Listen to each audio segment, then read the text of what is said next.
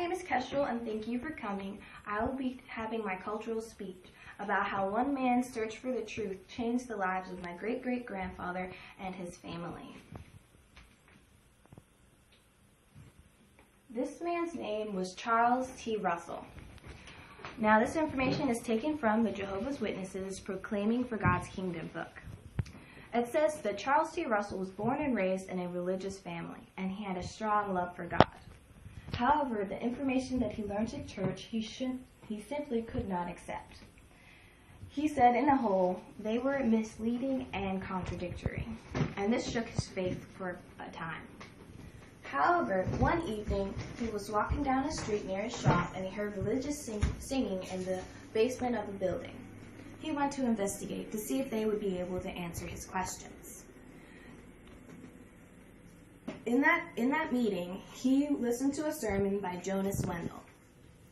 Jonas Wendell answered many of Charles Russell's questions with the Bible, and this strengthened his faith greatly.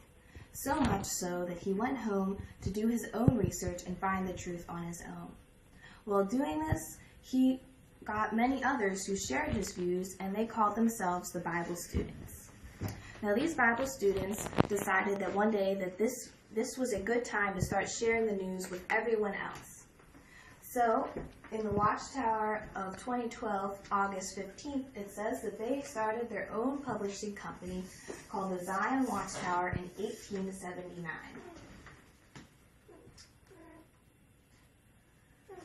Now, my grandfather, Theodore Winch, who I interviewed on February 16th, 2015, tells me that during this time, my great-great-great-grandfather was attending the Pennsylvania State College for Agriculture. Now, for an Amish man, he was very progressive. He could read both in English and German, and he noticed many differences in the Bible while doing his daily Bible reading, such as in one there would be grave and the other hell, and he often wondered why that was. Now, during his courses that he was taking at the college, he probably came across a newspaper, and he read the articles by Charles Russell, which answered many of his questions. Now, during this time, as with anyone, learning something new you want to share with everyone. So he did just that. And he shared his views with his family, and they also found the information very eye-opening. So after a time, they decided to break off the Amish community and become what are known today as Jehovah's Witnesses. Now, from this family, my grandmother, Dolores Winch, whose maiden name was Smoker, tells me that she is descended from, and that's where I come from.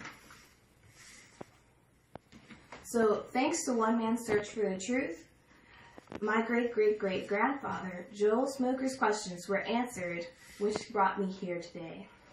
And though we started small as only a few hundred people, we are now 8.1 million people, as it says on jw.org. We went from doing picture dramas and going around in sound cars to having our own website and broadcasting station. If it wasn't for people asking questions, I wouldn't be here today. So keep asking questions. Thank you.